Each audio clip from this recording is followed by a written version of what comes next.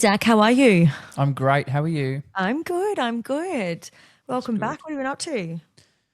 Oh, just podcasting, talking to this woman on the other end of the line, just keep me busy on my toes, sending me emails at 4 a.m., might add. Maybe it's time for a work-life balance update. Work like. Okay. All right. My sleep's not doing so great. We'll just say that. It's not doing so great at the moment. My It's been a 4 few a.m. days. It's been a few days this week that I've received some 3 a.m. and 4 a.m. emails. Yep. Yeah. Yep. Thanks for calling me out on that. No worries. I yeah, certainly no. wasn't awake for them. I woke up a little bit later than that and went, oh, Amy has left me some work to do from last night. I wonder if she's online Getting today. in early. Yeah. Early bird gets the worm, as they say. Look, the work-life balance part, I have been doing my golf coach. I have been going to Pilates. I've been 3 times this week. I don't think it's that. I think I've just got a lot on my mind. You know what it is? I think I need to be better at putting it all out before I go to sleep because I just wake up. I don't feel stressed when I wake up. I wake up and I'm like, I'm ready to go. Your mind doesn't stop ticking. Yeah, so not a work-life balance thing. I think it's got something to do with I'm excited about a few things or there's a few things on my mind and I just have to write it out before I go to bed. I'm not judging. I've been Thanks for your there. concern though. I do appreciate that. I never said I was concerned. Don't mistake me asking you as no. concern, Amy. I actually don't give a crap. No. It always is concerning. And Okay. I always do a bit of a welfare check on you when I first speak to you the following morning. You do, actually. To make sure you weren't seeking some sort of shelter because your house burnt down or something and that's why you're on your laptop. But Do you think that's what I'll be doing in my house burns down? you know what my mind does? It goes I'll to the be extreme running all out the time. with my laptop in my hand. Yeah. Going, I I'm can going to imagine get to my emails. a kid on one arm and a laptop under the other. Yes. And the other kids can fend for themselves. Got work to do. You've got legs, use them. Let's go.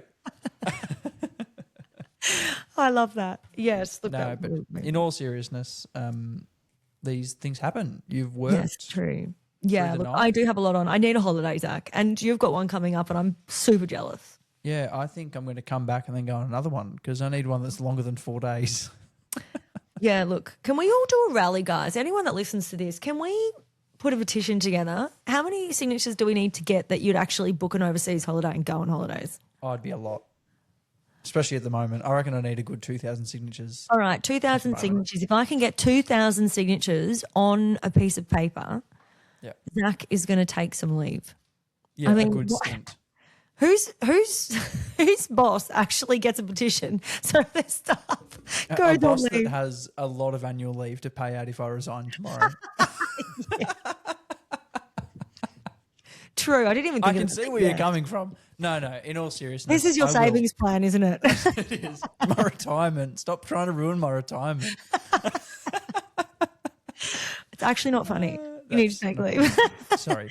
Actually, I will. You're going about my work-life balance. I really think you need a little bit. I was yourself? actually thinking, my mum actually said to me, this is hilarious, but mum said to me the other day, you're going to work yourself into an early grave. I said, oh, whoa, mum, there's no need to get don't jump the gun. It's not that grave. I'm still young, Mum. Plenty of I've life. got plenty of time. Don't make me go on about my plenty of time rant. However, I do acknowledge that health is wealth and that I Yes. do need to look after myself because there's been a few times last year I got sick a couple of times that was just stupid. You've been sick already. Clearly- Yeah. Yeah, I was clearly run down and I didn't take leave over Christmas, New Year's. That was, I'm guilty of that. Everyone So, listening to what not to do. yeah, and also don't send emails at 4 a.m. So Yeah, we we're can as just bad as each other. deflect. Can we just Just deflect for a moment. agree to disagree?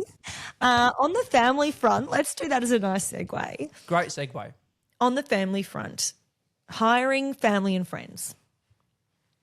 Bum, bum. It has bitten us into the bum a couple of times. Not me so much. Not you so much. Me, it has. And in different ways, not in the same way, twice. Yep. Lucky. Joke's on me then, wouldn't it? But it's something that I want to talk about. It's something that it's not an automatic no. Yeah. It's definitely a conversation though with the manager involved because it is hard to manage friends and family. Of course. And I think the biggest thing for me is, Amy, the blurred boundaries that perhaps get put in place when you hire a friend or a family member. And when we say friend or family, like that's pretty vague. Even someone that you know outside of work. Yeah. Went to school with them. Subconsciously, you make different decisions when you're dealing with someone you know. Yeah. And perhaps it's not about if you know their family or if it's a mutual friend or if it's someone that you know through a circle or whatever. It's not about what the relationship is.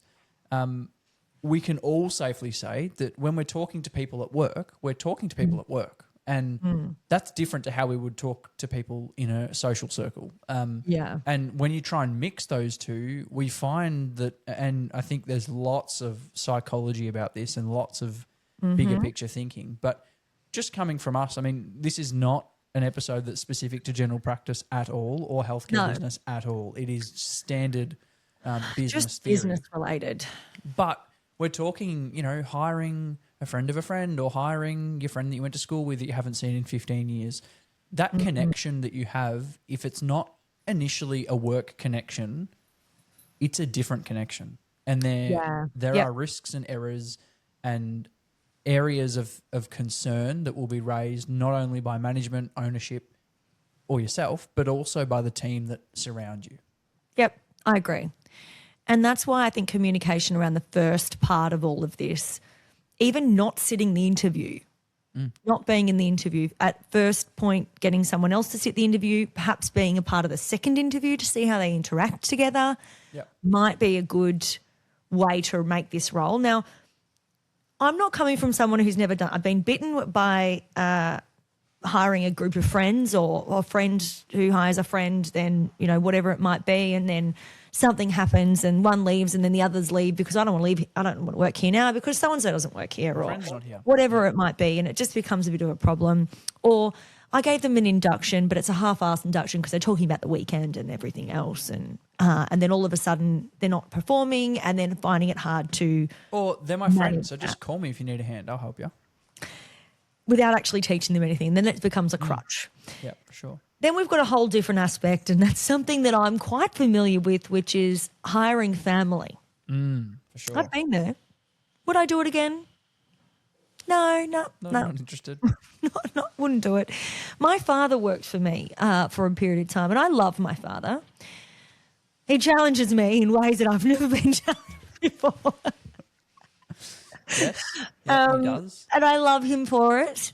And we all love that man. Yep. We love him. But there are some parts of him that I'm just like, I don't want to be your boss anymore. It's this really is the thing, and I think that's probably to lean on that point, Amy. Like, I mean, your dad became everyone's dad when he worked with us, and was the father figure in the clinic, which is a very odd thing for most medical practices, especially. Yes. However, the challenge for you was very different to anybody else's challenge. So you might have front desk staff members, and if we can use that example as a great example, front desk staff members that might not go to your dad because your dad was your dad. So they won't take any concerns there. They won't ask certain questions. Yeah. They won't seek certain support because they know who he really is. And then there's you who would also treat him differently and get him to do things that he probably shouldn't have done, or ask him questions that he probably won't know the answer to, that you might find more irritating because you can be irritated at him.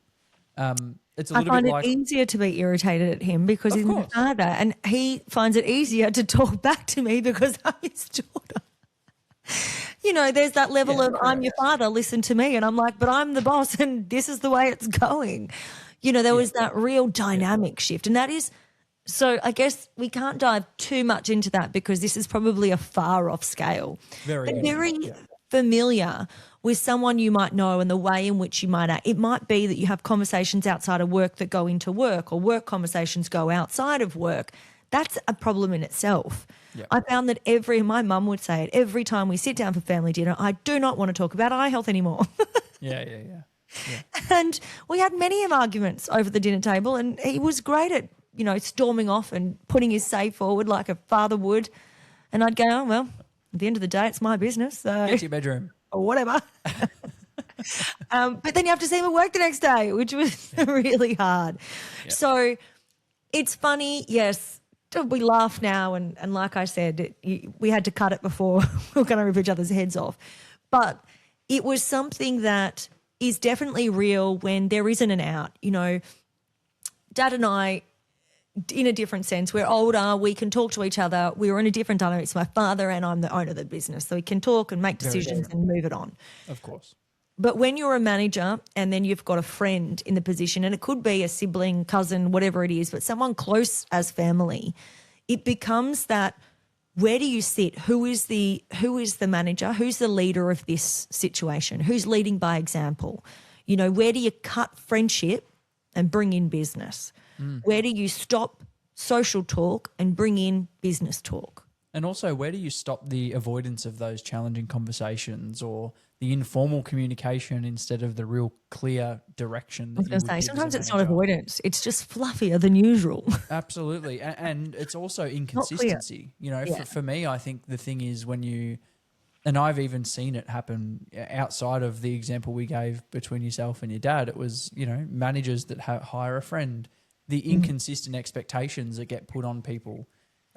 From one staff member expected to do X, Y, Z, and the next one is expected to do something completely different. Whether that be more or less, it doesn't matter. The point is it's an inconsistent expectation. I think, though, one of the very easy things to do in a situation like this is it's something that happens and they're not even aware of it. Of course. It's a subconscious thing, definitely. Subconsciously was the word I was looking for. You know, you'll display a roster and there's some shifts that you know you want to hang out with your mate on a Friday night. Well, you're not going to put her on a Friday night, are you? Correct. You're not going to put her on first thing Saturday morning. You know, so there's things that you might let them know of. Oh, did you know we're arranging our Christmas party? And you might let them know of things that are a bit insider that we haven't yet released, or that is the subconsciously that you're telling people, but you're not telling everyone else. Yep. It becomes an issue. So now I guess we've gone over all these issues that might occur. Some are very personal and ones that I've experienced wholeheartedly. Others not so much. However, what are some things and tools, tricks, advice we can give in getting over this, or at least drawing a line in the sand and putting processes in place so we don't subconsciously get into that? Yeah, and I think this is where it becomes important and is a tailored approach. And that's, I want to really preface the fact that this has to be tailored. You can't say, I would treat my friend very differently to how you would treat your friend. You can't just suggest that because it would work for me that it's going to work for your practice manager. Yeah. But a conversation needs to occur.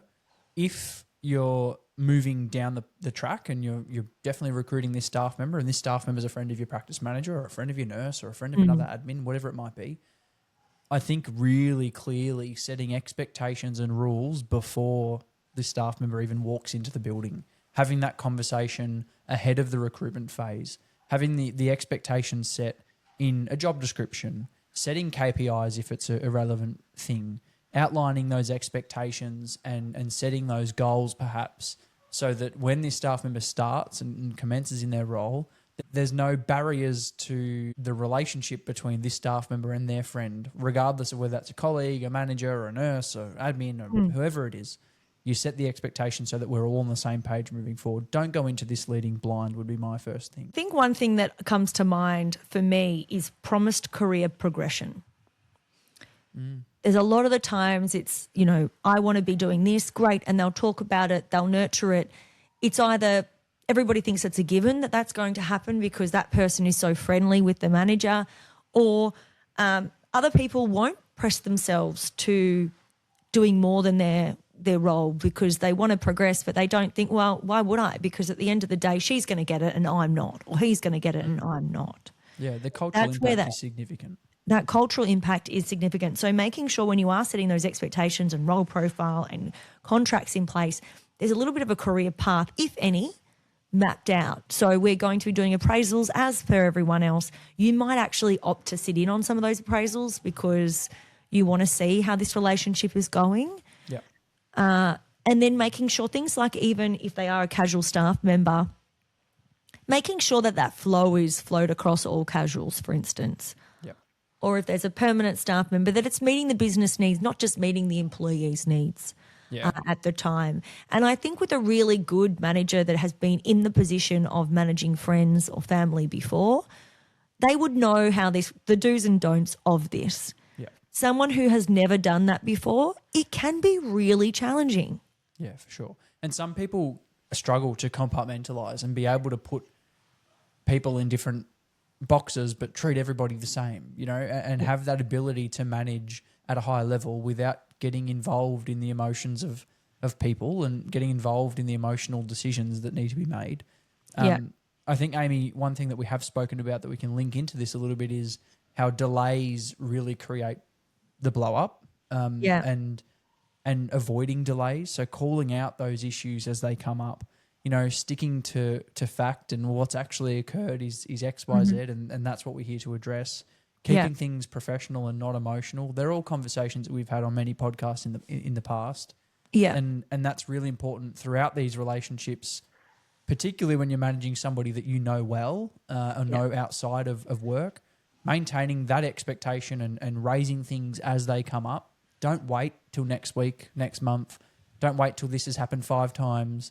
Jump onto things straight away and treat it the exact same way you would treat any of your other staff members is particularly important to set not only the expectation between yourself and that staff member, but also the expectation between everybody around that staff member and around this relationship. Yeah. If I see, you know, if I'm a receptionist and I see my fellow receptionist not being told off for doing this job, but then I get told off for doing this job, I'm going to be pretty vocal about that. And so I should be. You know, it needs to be a fair and equal playing field. And there shouldn't be any favouritism or any particular rights given to people for any other reason apart from if their role changes and diversifies based on merit and the fact that they've earned that, then that's a different story. And that's something that can be communicated and it will allow you to quash those allegations down the track if things have been you've been accused of treating this person differently or whatever it might be. You need to have some backing based on merit to say, well, actually this person's come in and they've gone through the hard yards and we've done the appraisals and we've had the structure and we've really called out issues and we've built this relationship between this staff member and the business, not just this staff member and me having a relationship. You know, Amy's alongside and we've got the director involved in these conversations. That changes the landscape of this relationship very quickly. I would say if I was giving advice to a manager, just be mindful that straight off the bat, they're going to think there's something at play, right? Straight off the bat, if you hear, oh, well, I know her. So liken it to, we've had people who have started that might know me from, because I grew up in Albury, might know me, have gone to high school with me. I even had a lady who I interviewed who I've not seen since I was probably 15, 16 years old, but I dated her brother, right? Right. And she was like, oh, hi, Amy. And I was like, I couldn't really remember her until I looked at her name and I was like, okay. She's like, yeah, she said to the person conducting the interview, and I was just sitting in on the interview at the time, she said, Amy and I are practically family. And I was like, interesting way to put it. Now, we did give her the job, but I was very mindful of my interactions with her. I didn't really have a relationship with this person. I hadn't seen her for a long time, but that was already her pool of play. Yep. Right? So I was very mindful in terms of that and what that looks like. So if you're a manager, you need to be mindful that if you're coming to work and you do speak about the weekend and what you're doing, what you got planned or what you did last weekend together or what you're going to be doing outside of work, that isn't going to be conveyed in your favour. Correct. So I would say keep it to a minimum, if not at all. Because that's something that you will get. And remember, it's guilty until proven innocent. In a situation like that, they're going to say, we're going to be treated differently to you because you know her straight off the bat until you can prove that that's not going to be the case and it's a very fair playing field. Yep. So being mindful of those things too. And I think often, and a good manager in this position will probably hold that person they know a little bit more accountable than others and lean on them probably a little bit more from the expectation level is up here rather than down here where it is with everyone else. And that's probably not such a bad thing. I don't think it's not necessarily fair for the staff member that's coming in. However, I think that, again, is probably a subconscious thing that that leader would do is instead of dropping the expectation level because you know that person outside of work, increasing it to that next level to say, well, don't let me down because I know you outside of work and I know where you live. That sort of conversation is probably one that occurs in most situations where you hire someone that you know. Yeah, absolutely. Yeah, I think we've also, just to backtrack a little bit, Amy, in the past when we've had people that have come through, and particularly more so people that know a leader or a director or a founder or whatever it might be, it automatically puts everyone around you on the back foot. So you take a decision here either to call it out and say, be transparent. This is, I know this person from X, Y, Z, and I will make sure this does not impact the operating of the practice or the operating of the business. Or you choose not to call it out and you make sure that everybody's on the same page and that yourself and your friend are on the same page. Because I've been in a position before where you've had somebody start that you knew and there was things said that we were like, wow, okay, that's a strange thing to sit here and say about the director. Even after I'd said, please don't be too familiar when you're in the practice. Yeah, perhaps... And I was sitting there even saying, perhaps just tone it down, knowing that I could say that, saying perhaps slow it down a little bit. I think at one point I got on the phone to you and said, so interesting little report that's occurred. Not that I'm worried because I know where I stand with you at all times and that's not a concern of mine. However, the rest of the team, the cultural impact is that was my priority at the time. And I was like, can we just try and slow it down a little bit so that we don't turn this into a big blow up? That position that it puts everybody else in, I think, is something that we have to be mindful of. But that also was for me to then pull up that person and say, Correct. hey. And that's where the accountability factor comes in. And that's where it is as well. Yeah, you need to think about, they don't necessarily have a manager hat on, right? Correct. So they're not looking at the things that I'm looking at and the impacts that I'm looking at. I mean, I don't even know if they're thinking of what anyone else is thinking. But for me, I'm thinking of what everyone else is thinking, right? So it's important for that to flow through. How would you present someone that you know, Zach, to a position if you were a manager and expressing it to a director? So the way that I would go about presenting somebody that I knew, so we've got an applicant who's someone that I went to school with applying for the role, I would be very transparent ahead of the minute I see the resume, I'd be straight away, Amy, that's someone I know. Happy to attend the interview, happy to do the interview. Let me know what you want me to do. But, I know them on this basis. Here's what I know about them. I would at that stage say my suggestion as to whether we should interview or not based on the application that's been received for the role that we're advertising and leave that up to you. I mean, the decision-making there is not mine anymore. Even if it was, and I'm managing the recruitment campaign, it would be the expectation that I would say, I'm not going to get involved unless you need me involved. I was very transparent. We've been in this position before, actually employing my brother to do some after-hours cleaning. And I did the exact same thing, happy to attend, happy to not. Shout out to Tom who cleans every evening while everyone else is in bed. Bless him. Yeah. But I was very open about that too, happy to attend. It's an idea that I think is a great idea. I think it serves a purpose. And you at that stage said, yep, absolutely attend. Get him to do a CV. I'll give him get him up and about like a normal staff member. Let's go.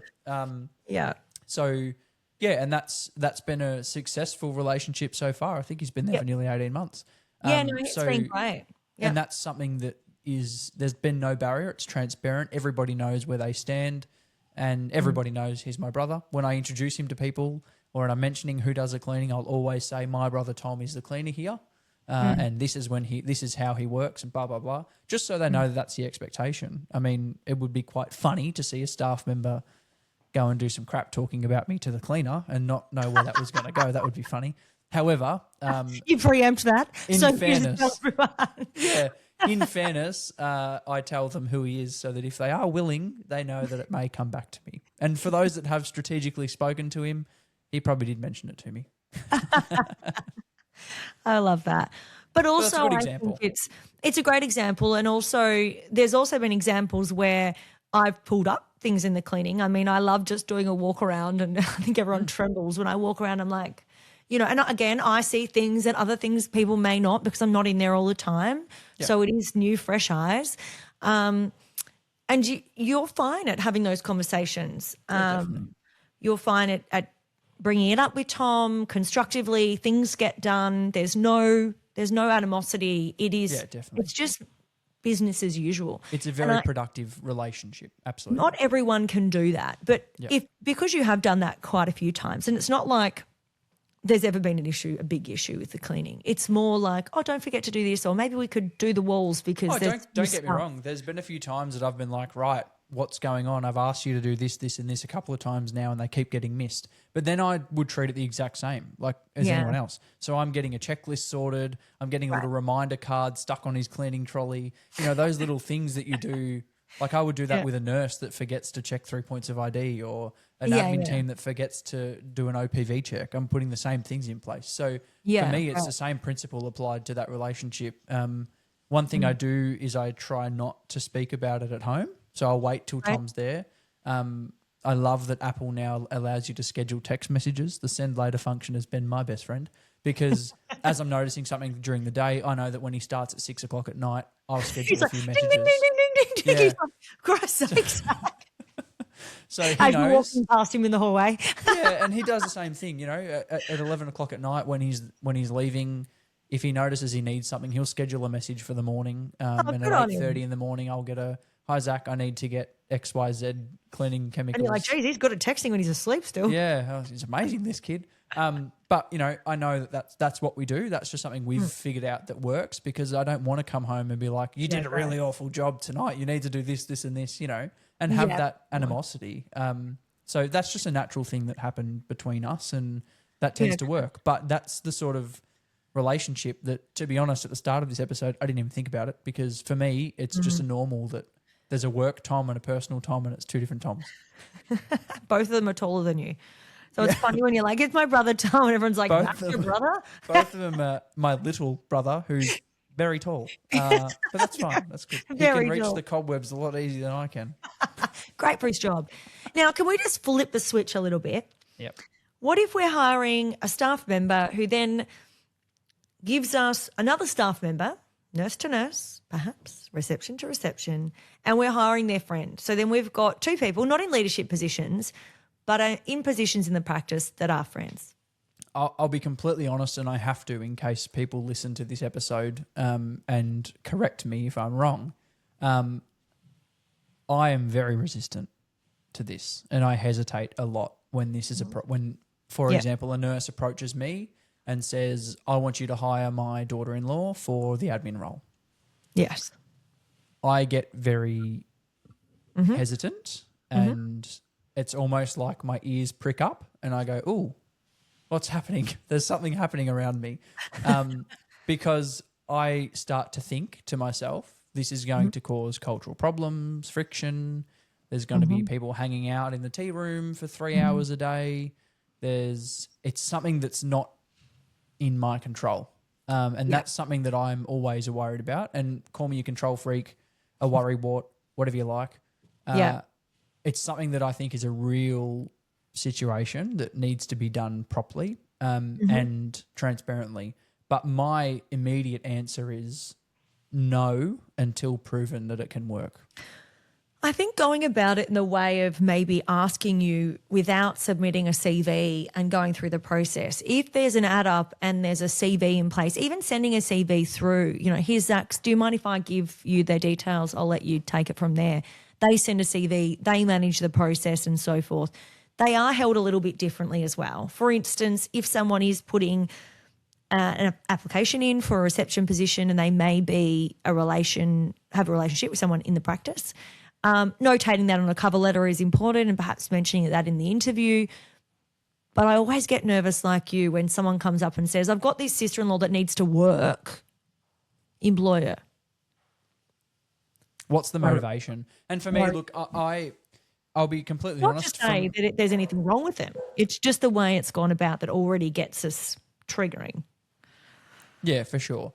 And I think that for me, Amy, I am obviously very vocal about the fact that recruitment should be based on who's best fit for that role. And in some cases, you might find that person is the best fit for the role, and then you have a decision to make. However, important to call it out early And I think instead of saying yes to avoid the confrontation between yourself and the staff member who's suggesting that you employ that person, I think you should say, send me the information and let me assess it accordingly. Yeah. Zach, if it gets to the point, now we've gone to the scenario of a friend or a relative and a friend working together in a role that's not a leadership role, so eliminating the leadership role, and one leaves. What type of things do you put in place at that point in time, and how do you treat that? To be honest, Amy, probably would cause a few sleepless nights for me, expecting a second resignation to come through. And I think I'd be very open about that. I, in the past, have been very transparent in having those conversations. We've had staff members in this position before where one of the staff members has left, and I will always check in with the other team member. I'll know that there's a friendship there, there's a friendship in place. Let's just have a conversation. How's things going? How are you feeling? Is everything okay? Given the changes recently, are you feeling good and do you need anything from me? Yeah. I think you can gauge a lot from that conversation and do it in a preventative way rather than waiting for them to come to you to talk about the challenges. It could be that they're in a state of overwhelm as well. I mean, they might not have wanted their friend to leave the role. They might not want to leave necessarily, but knowing that they can lean on me as somebody that will support them rather than relying on their friend to be there is something that I want to make very clear. So I'm one that will approach that head on and have that conversation up front to make sure that there is no barrier, particularly if I can't afford to lose that staff member.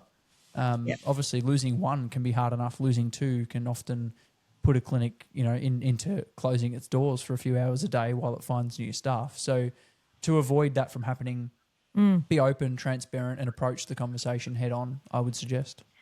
I think also the way in which you have those, if it's a performance issue, having those performance conversations, making sure that, I know some of these can go south real quick, but in saying that, we try not to get the team involved in things like this and not refer to the team members or bring other people in to involve them in scenarios. In some cases, though, it will just naturally happen. They will talk outside of work. They might have a whinge about something, and then we might see a shift in the other person who is still working with us. I like the way you're saying, we're trying to take the front foot to see that they're okay, that if there's anything that they need, obviously by maintaining confidentiality and privacy is super important. Sure. But also making sure that we don't want to get that person to understand that they are wanted here and we do want to support them through this role. It is a hard one because often we will have even the friend upset at the person who's going to leave, but ultimately still might leave. Now, we can't stop them from leaving. You can't trap them in there and keep them forever. So it is, I think, the only way to do it is to be completely transparent and ensure the whole team, which you should be doing anyway if someone was to leave, letting the whole team know what the process is and what is happening. Not exactly what happened to them and why they're leaving, but why are they all of a sudden not there tomorrow, for instance. Yeah. And I think for me, and just to go back to what I was saying before, this is not about sitting down with the said friend of the person that's left and saying, seeing as Jenny's left now, how are you feeling? It's not about approaching it from a level of unprofessional, but taking it from a level of supporting that staff member. No different to how you would if there was other changes happening with a new system or a new doctor or whatever it is. Touching base, given the recent changes, how are you feeling? Are you okay? Are you comfortable at work? How's things moving? Those are pretty standard conversations for most people in leadership roles. And I think having those conversations can be very preventative in that staff member thinking, well, no one seems to care. So, who cares if I leave? What value am I adding? So being vocal about how much you appreciate your team is always important, particularly in times when you're worried about particular team members' futures in the role. Yep. No, I totally understand. So look, Zach, we've kind of gone through a lot of scenarios, whether it's their leader and the leader knowing someone or two people within the workplace. Some key points or key takeaways for you, I guess, a big one that's come up lots for me is communication and transparency. Yep. Whether it's before it even happens, whilst it's happening, whilst there's performance happening and afterwards. Things of communication is going to be key here. Yeah, for sure. What are some other tips that you would say? I know you've mentioned also about treating them as you would other staff members. That can be easier said than done, but obviously with the way that forward in your mind at all times is really important. What are other key tips that you can give, whether they have someone already employed that they know that they're struggling with, whether they have someone in the list of recruitment right now, or whether they have two friends working together? What is it? Yeah, I think just be mindful of blurred boundaries, be willing to call them out and set new expectations. If you're recruiting somebody in, set the expectations early.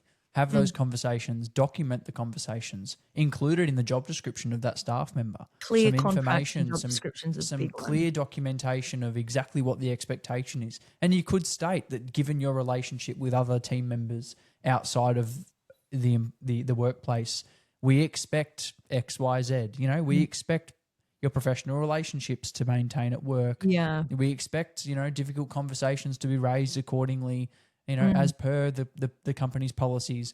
Those sort of conversations I think are really important to have early. And if you haven't had them yet and you feel like you need to, schedule them in. Yeah. Have those conversations now. It's never too late to have those conversations. So I think be mindful of those blurred boundaries, set expectation. And as you said, I mean, the main point for me is just be open with your communication. Transparency, I think, is key here. Yeah. And having very clear expectations across the board. As long as you're a manager and you have confidence that everybody is on the same page, the friend of the friend, and everybody else in between understands, I don't think you'll have any issues. Yeah, great. Beautiful, Zach. Thank you. I think that was all wrapped up nicely in a little bundle. If anyone has any questions, shoot them through. These things happen all the time. Are you surprised? It is a small world. We all know somebody out there. And so if you're working in a regional town and it's small and we all know each other, then it's going to happen. Probably more times than one. Yep. So reach out if you have any questions at info@practicepartners.com.au. But we look forward to speaking to you soon. If there's anything you want to talk about, let us know. We've had some great topics come through. But if there's something you want us to specifically talk about, shoot it through. We're here, ready to go. All right. Thank you. See you later. See ya.